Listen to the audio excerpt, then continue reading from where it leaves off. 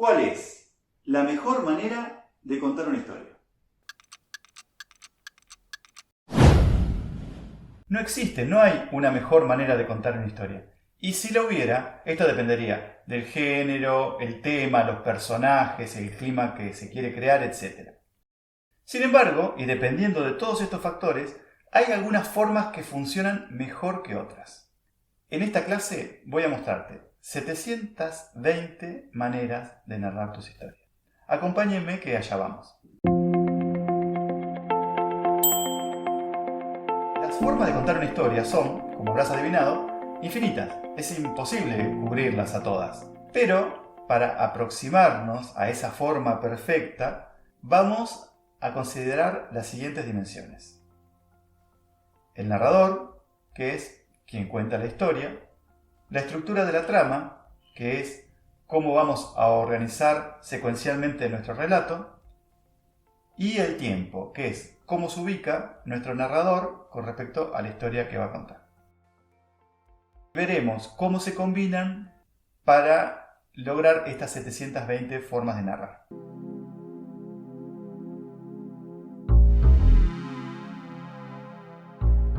Ante la lectura de cualquier relato, nos surge naturalmente la pregunta: ¿quién cuenta la historia? Y la respuesta que nos aparece es, la cuenta el autor. Al menos en literatura de ficción no es cierto.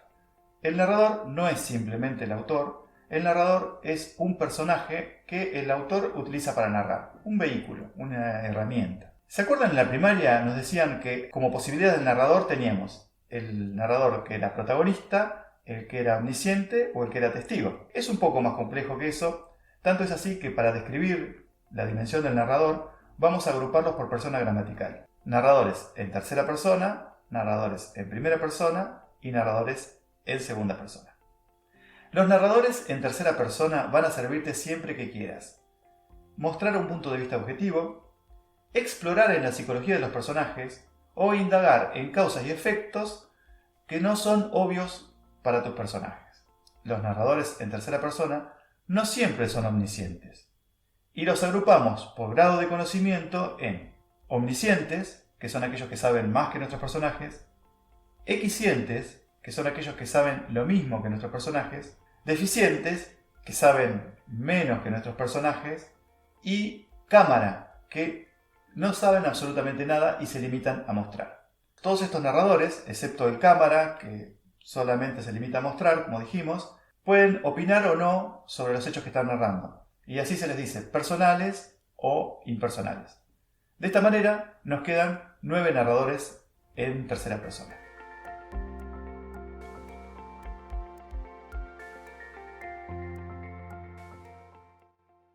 Los narradores en primera van a servirte siempre que quieras aumentar la verosimilitud, facilitar la identificación del lector con el narrador o intensificar el impacto emocional.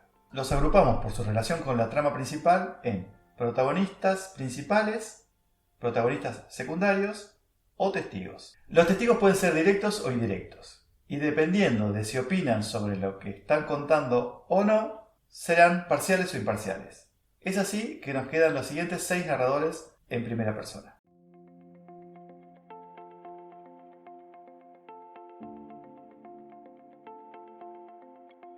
Los narradores en segunda no son tan relevantes como los de tercera o los de primera. En general, son narradores en primera disfrazados, lo que se llama una segunda persona aparente. Obviamente también podrían ser una segunda persona verdadera. Y pueden formar parte de la historia como no. Son intradiegéticos o extradiegéticos. Es así que nos quedan los siguientes narradores en segunda persona.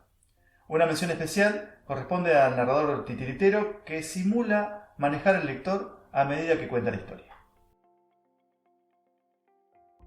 Y así arribamos a un total de 20 narradores.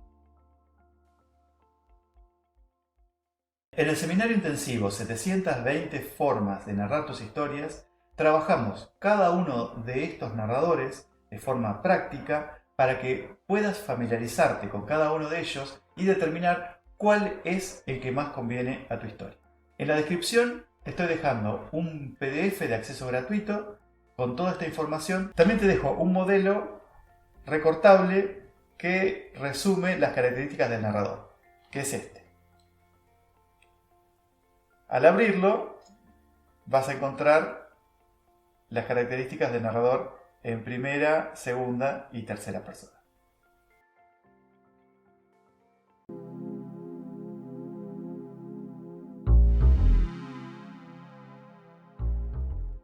El argumento de una historia son sus hechos contados desde principio a fin. La trama o la trampa es cómo nosotros vamos a contar esos hechos. En la primaria nos enseñaban que una historia se contaba como introducción, nudo, desenlace, ¿se acuerdan? En la introducción se mostraba una situación inicial de equilibrio, en el nudo aparecía un conflicto y en el desenlace se resolvía ese conflicto y se llegaba a una segunda situación de equilibrio. Actualmente esta forma, que se llama lineal o clásica, está en desuso y se priorizan otras formas que capturan más rápidamente la atención del lector. Por ejemplo, una estructura in media res, donde se arranca por el nudo, se va hacia la introducción y después se da el desenlace, o una estructura en raconto, donde se comienza por el desenlace, se avanza sobre el nudo y se termina en la introducción.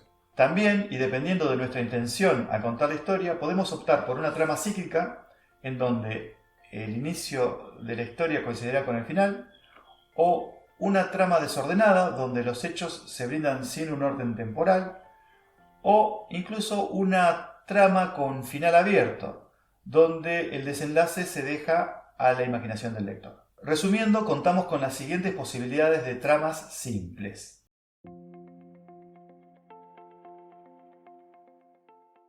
Lineal, in media res, racconto, cíclica, final abierto o desordenada. Aunque muchas veces nuestras historias no se narrarán en una trama simple, sino que constarán de más de una trama. En esos casos, en general, vamos a caer en algunos de estos esquemas. Las tramas van a estar conectadas, como en cualquier novela, o van a ser independientes. Por ejemplo, nosotros podríamos narrar un relato de la metamorfosis de una mariposa en una trama y en otra trama un niño que está entrando en su adolescencia. Pueden ser historias enmarcadas donde una trama marco contiene a las demás.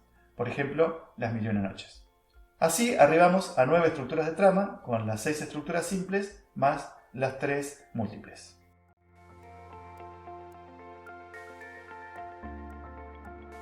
En el seminario intensivo 720 formas de narrar tus historias, practicamos cada una de estas tramas para que te familiarices con ellas y puedas decidir cuál es la que más conviene a tu historia.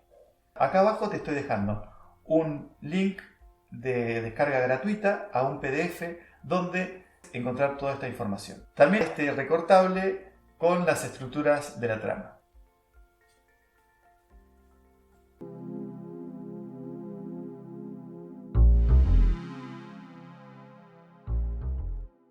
Finalmente tenemos la dimensión del tiempo. Lo que describe es cómo se ubica tu narrador respecto de los hechos que está narrando. La primera posibilidad, la más obvia, es que el narrador se ubica después de los hechos, de manera que cuenta algo que ya pasó. Esa es una posibilidad. Existe otra que consiste en que el narrador se ubica simultáneamente con los hechos, de manera que está contando las cosas a medida que van sucediendo. Esto te va a servir para producir mayor tensión en tu relato. También existe otra posibilidad y es que el narrador se ubique de manera anterior a los hechos que está narrando. Esto podría ocurrir en el caso de una profecía o un sueño. Y aún existe una cuarta posibilidad y es que el relato se muestre desordenado en el tiempo. Así como hicimos con los narradores y las estructuras de la trama, te dejo un enlace a un PDF de descarga gratuita donde encontrar toda esta información.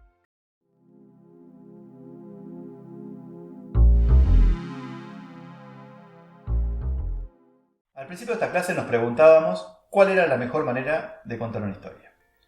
Sabemos que esa pregunta no tiene una respuesta, pero sin embargo conviene contar con un amplio abanico de posibilidades para acercarnos a esa forma perfecta para tu historia.